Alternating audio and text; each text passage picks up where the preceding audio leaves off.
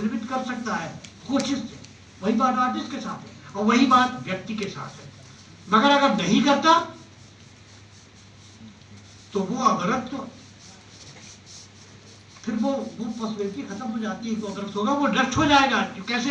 देखिए हर चीज के साथ एक ग्रीक फिलॉसफी में एक आइडिया थी कि हर चीज के साथ ऐसा अशुभ एसोसिएटेड है जो उसे नष्ट कर सकता है। जैसे अगर अनाज है तो फफूंदी लग जाए तो डिस्ट्रॉय हो जाएगी, अगर लकड़ी है तो वो उसमें अगर दीपक लगेगी तो डिस्ट्रॉय हो जाएगी। इस तरह से हर चीज के साथ होता है। तो मनुष्य के साथ क्या है? मनुष्य जानते हैं कि एक रैशनल बीइंग है, एक मॉरल बीइंग है, एक सोशल बीइंग है। अगर ये क्वालिटीज उसके अंदर खत्म हो जाए तो वो नष्ट हो जाए।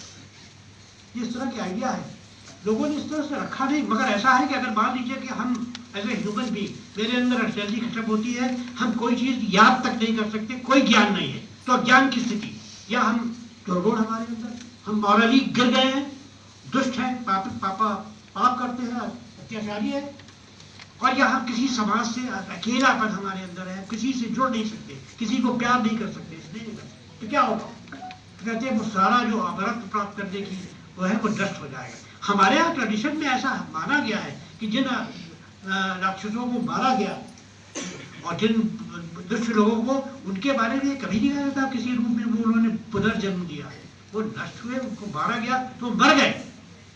मगर जो लोग अच्छे थे, जैसे प्रहलाद के बारे में कि उसने अमरत्व प्राप्त कर लिया, ठीक है, उन्होंने अपनी अच्छाई से अर्थ किया। और एक बात और मुझे कर लीजिए कि हमारे अंदर हम एक प्रेयर की याद करते हैं जो कि शतपर ब्राह्मण में है, यजुर्वेद में है, परिषद में है। क्या है? असतो मां सद्गमय, तमसो मां ज्योतिर्गमय, मृत्यो मां अमृतम गमय। इसमें हम एक प्रार्थना करते हैं कि हम असत से सत्य की ओर जाए, हम अंधकार से अंधकार की ओर जाए, हम मृत्यु से अमर की ओर जाए। अगर आप प्रार्थना कर रहे हैं मृत्यु से अमर, तो आप पहले से अमर कैसे हैं? आप चाहते हैं कि अमरत्व को हम प्राप्त करें, और यह अमरत्व ऐसा है जो कि शुभ से, सत्य से, सौंदर्य से हमें बनता है। इसमें उसी प्रकार का अनुभव करते हैं, मानव करते हैं। तो इस प्रकार की अगर धारणा है तो उस समस्या का निराधार हो सकता है कि जो लोग जिन्होंने ईश्वर को हेट किया या जिनके अंदर दुर्गुण था, वो कहा गया कि ब्रह्म में लीन हो गए। ब्रह्म में लीन हुए यानी उनका सर्वनाश हो गया, वो खत्म हो गए, उनका कोई अमर नहीं है, और उनको और जन्म की संभावना भी नहीं है। क्योंकि जो हमें और जन्म की संभावना होती है तो उसमें अक्सर एक चांस मिलता है कि अगर आप इस जन्म में अच्छाई को या ज्ञान को ग्रहण नहीं किया तो अगले जन्म में कर लेंगे। मगर जिन लोगों ने दुर्गुण बहुत बढ़ गया, तो अंदर सारी रीजनिंग, सारा ज्ञान खत्म हो गया, सारे चरित्र, अच्छाइयाँ खत्म हो गई, वो नष्ट हो गए, तो वो फिर दोबारा जन्म लेके, उनकी ये संभावना नहीं है कि वो अपनी तरह अच्छा करके ब्रह्म की प्राप्ति कर ले। तो हमने भी उस जमाने में यही कहा था कि दो तरीके से आप मोक्ष को समझिए। एक तो एक सेंस में कि हम जब मोक्ष प्राप्त करते हैं तो हमारा सर्वनाश हो जाता है, हम ही नहीं रहते, और दूसरा वो कि वहाँ हमें ब्रह्म की अनुभूति होती है, और उसके साथ ही वो शुभत्व, वो सौंदर्य की हमें अनुभूति होती है जो हमारा राइट है, हमारा अधिकार है, और जिसके लिए हम कोशिश करते हैं। तो ये तो उनका तत्वदार्शिक विचार के बारे में मुझे कहना था। फिर आप जानते हैं कि पांडे जी का ये कहना था कि केवल हम तत्व ज्ञान की बात न करें, हम पैदाइशी बात करें। हम तो बहुत बिरले ऐसे लोग हैं जो ब्रह्म की प्राप्ति कर लेते हैं या मोक्ष की स्थिति प्राप्त करते हैं। हम तो सिर्फ राही हैं उस रास्ते के, तो रास्ते के लिए कोई दर्शन, तो वो उन्होंने वो जो किया है उन्होंने, वो उनका नीतिशास्त्र वो है सोशल फिलॉसफी। नीतिशास्त्र में पांडे जी ने कोई नया प्रिंसिपल नहीं दिया है, उन्होंने एक्सेप्ट किया है कि वही जो हमारे ट्रेडिशनल शास्त्र थे, धर्म, अर्थ और काम, मोक्ष, उसकी ही उन्होंने तो स्वीकार किया। मगर उनकी एक जो दृष्टि थी, वो ये मानते थे कि ऐसा नहीं कि ये चार पुरुषार्थ है। मोक्ष की ऐसी स्थिति है जो मोक्ष को पुरुषार्थ कहा है, कहता है कि जब इस स्थिति को प्राप्त कर लेते हैं तो हमारे जो बाकी चीज़ों को पुरुषार्थ है वो उसमें समाहित हो जाते हैं, उससे अलग नहीं है। तो हमारी, क्योंकि वो वैल्यू तो देते थे कि सांसारिक जो मूल्य है उसको भी वैल्यू देते थे, जैसे कोई मानते थे कि सर्वोच्च मूल्य आध्यात्मिक है और उसमें उनका प्रसार हो जाना चाहिए। मगर उस मूल्य में ऐसा नहीं है कि जो सांसारिक मूल्य है वो नष्ट हो जाते हैं, धर्म रहता है, काम रहता है, उसका एक फुलफिलमेंट हमें मिलता है, उसका एक सर्वोच्च रूप हमें उसमें प्राप्त होता है।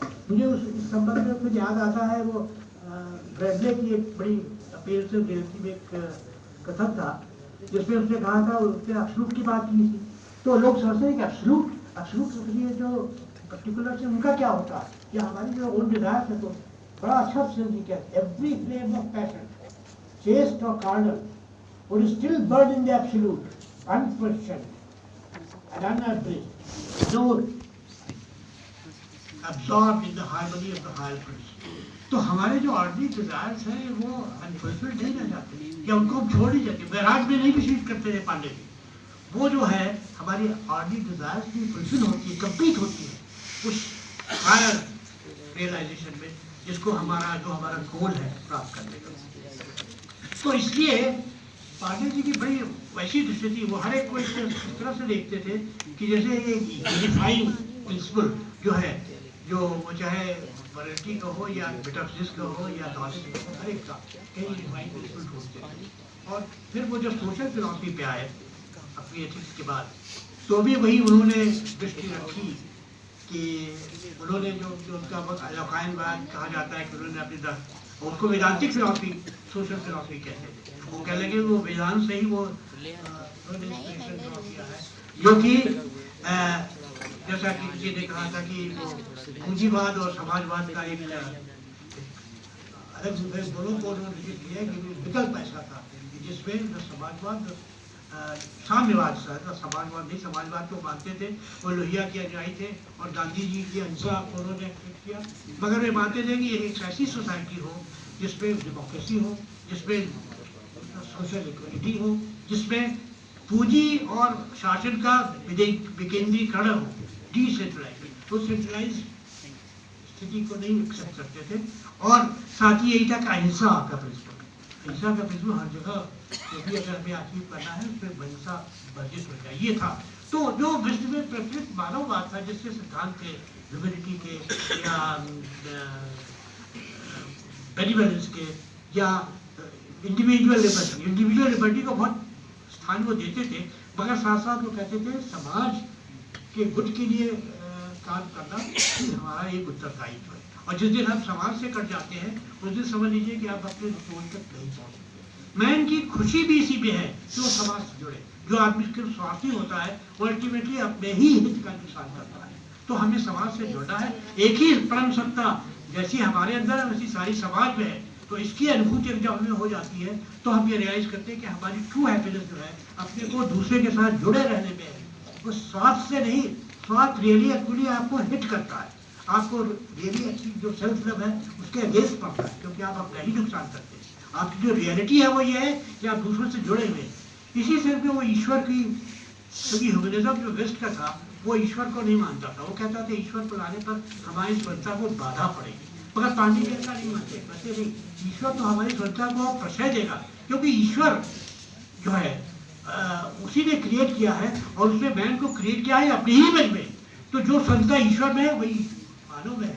ईश्वर जो है उसको आदमी को परतंत्र नहीं बनाता, जैसा कि इसके मानववादी कहते थे ईश्वर को अलग करना चाहते थे अपने समाजवाद से। तो मगर पांडे जी कहते थे ईश्वर हमारे को प्रश्रय देगा। इस संबंध में वो कहते थे कि मनुष्य की सेवा करना तो एक्चुअली गॉड की सेवा करने के बराबर है। इस संबंध में मैंने एक प्रश्न दिया था कि वास्तव में हम जब आदमी के साथ अत्याचार करते हैं या उनके भलाई की बात नहीं सोचते तो एक्चुअली हम गॉड को डिफाइन करते हैं।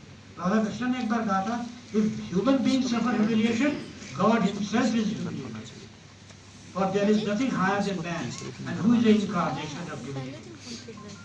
तो मैन को तो गॉड का इनकार्नेशन माना जाता है, जो तो गॉड की ही इमेज में पैदा हुआ और सारी जो खूबियां हैं वो वहीं से प्राप्त हुई, बस उसे डेवलप करने की आवश्यकता है। तो ये सब सिद्धांतों से, और अंत में मैं बात कहूँगा कि बहुत सी बात ऐसी होती है कि हम दर्शन में बहुत सी चीज़ें ऐसी आजकल भी अच्छे हैं, लॉजिकल एनालिसिस और ये वो बहुत वेस्ट से कॉपी कर लेते हैं। और हमारे टेंडेंसी यही है कि चूँकि हमने अपना स्वदेश प्रेम और अपनी स्वदेश स्वभाषा को महत्व नहीं दिया डिग्निटी, क्योंकि हम अगर डिग्निटी देते हैं इंडिविजुअल को और उसके साथ साथ हम ये भी मानते हैं कि हमें खुद क्रिएटिव होकर दर्शन की उत्पत्ति करनी है, तो हमें ये करना पड़ेगा कि हम दूसरों से ग्रहण तो करें मगर अभिव्यक्ति अपनी। तो ये कैसे होगा?